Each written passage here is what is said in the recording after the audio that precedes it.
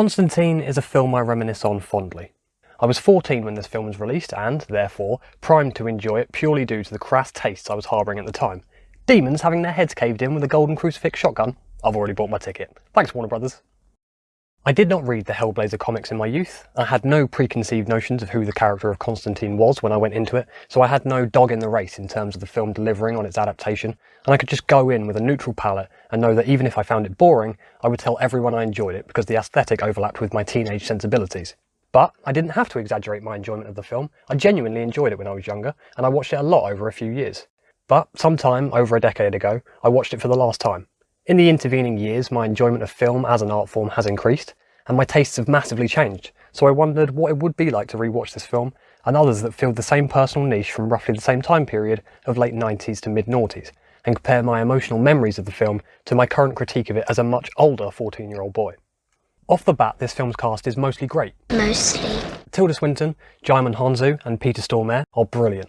All give invested, strong performances and chew the scenery enough to have fun with it, but never undermine the film. Rachel Weisz is a bit forgettable in the film by giving a straight down the line performance, but I'm not sure what more she could have done with her character. She has some good moments, but her dialogue is such that she's not afforded much to have fun with. When looking back on this film, I always forget she even appeared in it. I have a hot and cold relationship with Keanu Reeves. If he's utilised correctly, he is a serviceable action star, and he has the capacity for good comedic work. But in this, the character calls for a marriage of those two styles. A tough, introspective loner who delivers quippy one-liners, and it doesn't work. Keanu's performance, for the most part, is competent, but his comedic lines always fall flat, and I think that's because Keanu can perform big, exuberant comedy, but Constantine's dialogue calls for a self-deprecation and miserable nihilism that he can't translate. For example, here John has just been told that because of his decision to commit suicide as a young boy, he's destined to go to hell, as it is a mortal sin, and nothing he can do in the interim is going to change that because it's all in service of securing a place in heaven, which is selfish. He is, as Gabriel tells him, fucked. He leaves and goes outside and delivers this line. At least it's nice out. This line is funny. This man has just been told that he has terminal cancer, he's destined for eternal torture in hell, and to make matters worse, it's raining. This line calls for more, but Keanu throws it away in an attempt to be deadpan, and it's flat. The film starts with a title card explaining about the Spear of Destiny and how it has been missing since World War II. The fact it has been missing since World War II never comes up again, and you learn about the spear and what it is through exposition delivered later in the film, rendering this title card a waste of everyone's time. Looking back on the film, I convinced myself the cold open was set in a rural area of the Arabian Peninsula, something that would make sense in reference to Jesus being from the Middle East. Despite the big old title here that says Mexico, my brain scrubbed that in favour of my own reality. Why is it in Mexico? Because we made Constantine live in LA instead of Liverpool, and Mexico's just evil America, so it makes sense, right? And while they were at it, they also decided the Mexicans had to be filthy and playing on the dusty floor of a ruined building. The introduction to Constantine and the world is executed brilliantly, starting with the mother discovering her possessed daughter on the ceiling of the apartment, which is decorated with the tat that families acquire over years, placed perfectly in shot so as to adorn the world but not distract. Then Constantine arrives. He drops his cigarette, showing us his selfish, uncaring character, without any dialogue or even seeing the character fully. He comes in, does this shit with the pendant, more great world building, fucking trashes the place, showing that he's uncaring but also has commitment to the necessity of his work without compromise or dawdling. This bit with the mirror is slick, it's creepy, and it initiates the concept of hell being an inverted reflection of our world, which comes back visually later. The filmmakers did a good job on the film's aesthetic. It's consistent and interesting, it's gritty without being visually unappealing. A youngish Shia LaBeouf shares some of these scenes with Keanu, and his brand of agitated woe-is-me comedy that's still being peddled today was old then, and it's decomposing in its coffin now. Fortunately, the character isn't just a lazy audience everyman who questions everything with incredulity. Shia's character Chaz earns your appreciation later in the film, but early doors, I was worried this would be his whole shtick. The film is nicely shot.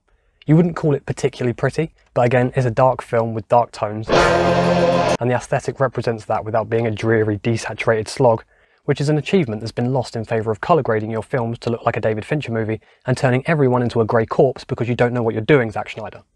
Constantine is told that he has aggressive lung broccoli, and this adds a dynamic to John where he always knew he was going to hell, but he can see the end in sight now, and the threat has become imminent. This adds an immediacy to the film's plot, which works in favour of the pace. At the hospital is where you first meet Angela, bit of an on-the-nose name if you ask me, and you get some more of this. You going down? And if I can help it. The film starts to self-indulge a bit with its exposition, but it's mostly forgivable because of the delivery. Max Baker does well with his script, but he does have one irredeemable line. Yeah, easy there, hero. It's dragon's breath. There is nothing that can be done with this line. You are destined to sound like a Fable NPC and there's nothing you can do about it. Alright! I'm a sucker for a scene like this, where the hero is presented with tools that will be relevant to his journey, close-up inserts of the items and an explanation of what they do, and this one delivers. Damn, son, where'd you find this? Then you get this back and forth about Beeman liking bugs, and this whole scene serves to set up so many future scenes and devices. It does some serious heavy lifting, but it's streamlined and enjoyable. Good storytelling with effective setups for later down the road. The next scene's where you meet Gabriel for the first time. Tilda Swinton is captivating. Her androgyny, the suit and wings and piercing look in her eyes, she's really unnerving and you don't know where you stand with her character. She has the benefit of contextual baggage. Everyone has heard of the Archangel Gabriel and understands their relevance to the story of Jesus, so you know in effect this is a good guy, but Something ain't right! for some reason we have a scene where Rachel Weisz's antique landline collection all go off, and she bewilderingly answers them all like an overworked receptionist. Next, John encounters a full demon on the streets, which I'm told is a realistic depiction of life in LA from a friend of mine who took a day trip to Beverly Hills. The creature design here is wonderful. The writhing mass of flies and beetles is so creepy, and they utilise it well in this fight scene, paying off the screech beetle from earlier, and we see that Constantine's weapons are powerful against demons. There is this line. You're minding your business, exorcist. This undermines the scariest element of hell depicted in the film so far. The soldier demon we see earlier is like an animal. It seems like it's instinct that drives it, not intentional malevolence or sentience. Then, when a full-on demon says that, it makes Constantine seem like he's feuding with the mob. No! Hell is scary to me because its motivations and structure are unknown. It's cosmic horror, and you remove the unknown element by having it say anything at all. The same is true later on in the film when Balthazar delivers this line. Really? This ancient being is referencing a fast food slogan in his threat. Couldn't he scream backwards in Aramaic or something? This next shot was my main takeaway in terms of cinematography for the whole film. In the interim, if I were to recall the film, this shot would be the one that appeared in my head.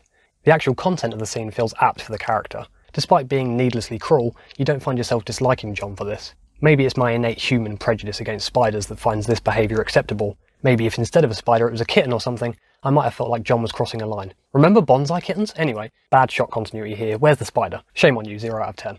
This film does an unintentionally good job of highlighting how incredibly harsh the Christian religion system of faith and sin and heaven and hell really is. John tried to kill himself as a boy because his waking life was a petrifying ordeal, which you can only really blame God for. This means he goes to hell, but later on John attempts to send a demon to heaven by reading him his last rites, and declares the reason it didn't work is because you have to ask for absolution before receiving last rites, which means this whole time John could have just asked for absolution on his deathbed. Right, Constantine, you stubborn dickhead? I don't pretend to understand Brannigan's Law. I merely enforce it. You can't blame the film for this poor storytelling. The film is just set within the framework of the Bible's own poor storytelling. Why doesn't the frankincense come back in the end to help Jesus get off the cross? You have this sequence where Constantine enters hell, and I love the transition. Showing reality slow down as he begins to move between the realms. Then when he gets there, he exits through her apartment window out into the wasteland. You get this continued motif of hell as an inverted or mutated version of Earth. The buildings are in ruin, and objects and structures are being atomized. This reminded me of old nuclear test footage, and when reading about the production for the film, I saw that they used them as inspiration, and they did a great job of evoking that. Then you get to this mass of huddled people writhing under the torture of soldier demons. It's reminiscent in tone to medieval paintings of hell, and it's staged really nicely. Whilst in hell, John's pursued by more soldier demons, and I'm glad to see they use some puppets. I always have time for a puppet and practical effects in general, and you see it so infrequently in films from the last 2 decades. It's a shame, but this film does it, and they look great. John gets to use the ampules here, more payoff. Then he's back and the film produces a nice moment of undeniability. Whether Angela believed in hell before, she's left with no doubt when Constantine returns seemingly instantaneously to her, now knowing she's a twin, You're a twin. clutching her dead sister's hospital tag, and smoking like my Uncle Gerald. John, upon the discovery of his dead priest mate, delivers this banging line. Why didn't you call me, you son of a bitch? Then Beeman gets an ironic death, paying off his declaration that he likes bugs earlier in the film by having them murder him. Constantine's friends are dropping like flies? I'm not sorry for that. Constantine maintains a stoicism about it that really just feels like his friends are expendable bodies to him, and the worst thing about Beeman's death is he's now going to have to source a new pusher for his dragon's breath. Next we come back to the invincible Mexican, and we see him steal a car, which is just stereotyping. Was this funded by the Republican Party? Then, unfortunately, an unavoidable romance between the two leads emerges. With no real setup or necessity, the attempt is forced and feels like studio meddling. You have to have a romance or we can't maximise our demographic reach, so just paste it in any old place. The sexual tension's forced, they deliver lines that are contrary to how I feel the characters have been presented up until this point, You're in a race against death, and you're trying to save your sister's soul from agonising suffering. Could we keep it in our pants for a bit? In an attempt to not have sex with Constantine, Angela has a cold bath, but John feels led on and tries to murder her. Angela is apparently so feeble that a man having one hand on her chest is enough to completely subdue her, while she thrashes her entire body around in a bath. Next we get some needless sexualisation of Rachel Weisz. It really feels like the studio were on set this day and had a hand in undermining the film here. From the forced romance to the wet t-shirt, now slightly open to reveal some cleavage, then the shaggy, now dry hair of Weisz being plumped up like she just had a reasonable orgasm in the other room is all crass and I hate it. Now John goes full MacGyver and jumbles together the most over-the-top, ridiculous weapon, and I love it. Merging a crucifix, some shotgun rounds, and the aforementioned dragon's breath into this weapon that's so biblically on the nose, Darren Aronofsky wept for not including it in Mother. Fortunately, just before this scene, Constantine put all his accrued skill points from his journey through hell into crafting, so he could bring this nonsense into existence. Then we get the dolly shot of the cigarette packet burning, which is pure cheese, but does provide foreshadowing for Constantine's victory over his illness. Constantine punches out this security guard for literally just doing his job. The guy even apologises when John gets the entry question wrong. Then Chaz goes full pocket bitch and starts shaking his fist at the guy while he's unconscious on the floor and his brain's swelling. Another forgotten casualty of Constantine's quest for good. We reunite with Papa Midnight here, and Jaimin Hansu is such a pleasure to watch. He has fantastic screen presence. Every time he's shot, it's from a sheer angle looking up or down at him. He's so mysterious and magnetic and oozes with intrigue and power. Plus, no matter what he's in, if he's shouting, it's going to be a good time. Speak my name in my house. What is your name? We have this confrontation with Balthazar where you see the dragon breath shotgun being utilised. After that, Rachel Weisz appears on the scene after having left the protective talisman that the mysterious exorcist told her to wear in the fucking car, and she's dragged through a building by a disembodied force like she's an Avenger, and when she lands not only is she fine, she draws her gun on it. Rachel Weisz actually lived as an American for 6 months prior to filming, which she says taught her to draw her gun on anything she perceived as a threat. Disembodied forces, communists, and Mexicans. There's one now. See that? She doesn't even hesitate to start shooting this guy, even though, for all she knows, he's a late shift cleaner or something, and he's coming to investigate the almighty commotion occurring on his watch. Lucky for her, this guy happens to be an agent for the Son of the Devil, attempting to facilitate his emergence on Earth to bring about the apocalypse, so you can't really give her too much grief here. Chaz and Constantine gear up and go to the institute where Isabel was living, and make a plan to save Angela. This plan, once initiated, includes Chaz firing a shotgun at a vat-marked flammable. He puts a crucifix in to bless it, and Constantine gives a slow little speech where all the demons agree not to rend him limb from limb until he's finished. A great fight scene ensues that ends with Chaz firing a gun through Constantine to kill the demon he's fighting, leaving John completely unscathed. Once the underlings have been dispatched, they unlock the next area, where they meet the first form of the final boss. Angela, now possessed by Mammon, the son of the devil, and Constantine have a water fight, and John manages to wrangle it out of the pool, which I put down to all the practice he got wrestling Angela in watery environments earlier in the film. Constantine attempts the exorcism. Power of Christ compels you. The power of Christ compelling me? Is that what's happening? The power of Christ compels you. Guess what? It's not that compelling. But flubs his lines until Chaz comes in for support. Together they banish Mammon, or have they? Oh fuck, it's got Chaz. All my life, I seem to be in the wrong place at the wrong time.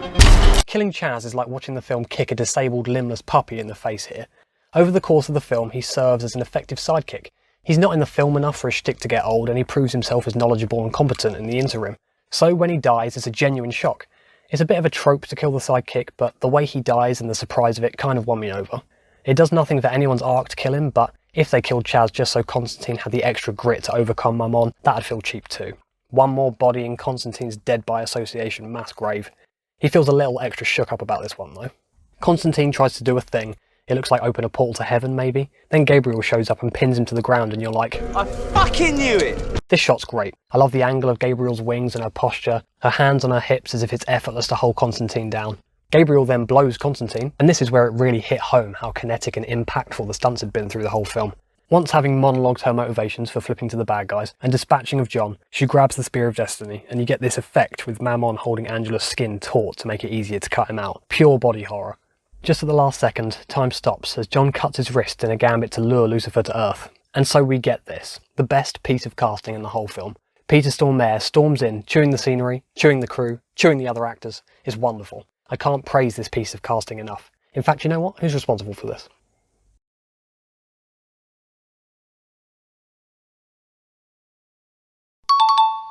Lucifer's aesthetic as a whole is great. The white suit, the black carcinogenic goop. Stormare embodies this role and leaves a huge impression on the film. He's in it for a few minutes, but he's my biggest takeaway in terms of performance.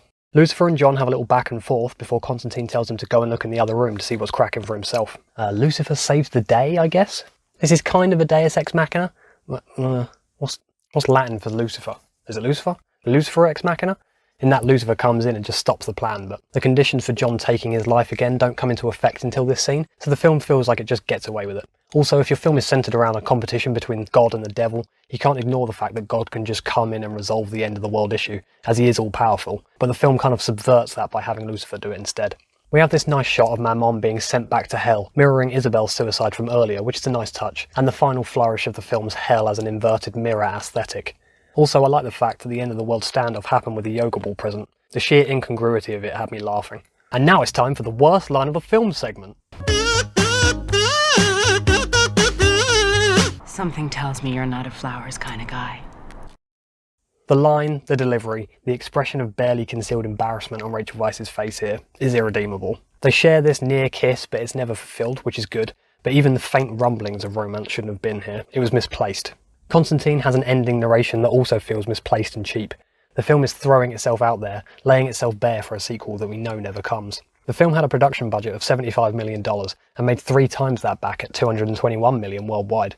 You think that would be enough of an incentive for a studio to make a second, but allegedly Reeves didn't want to do it at the time, and I'm fine with that.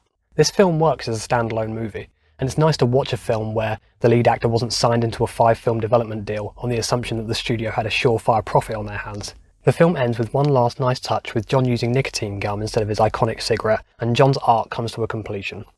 All in all, this film is solid. The pace is good and never lags, the plot works and any holes are due to the existing narrative of its religious foundation. The casting's great, Reeves is fine, but the secondary characters more than make up for it. It's shot well, the script is okay with some low points, but you never get strung along with too many bad lines or long sequences of dry exposition, Christopher Nolan, to get hung up on it.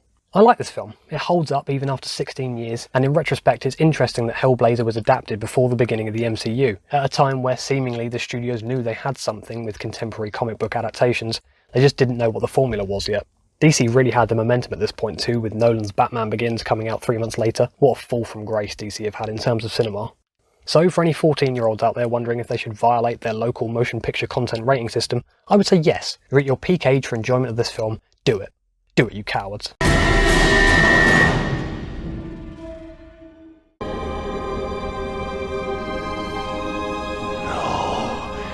This one belongs to me.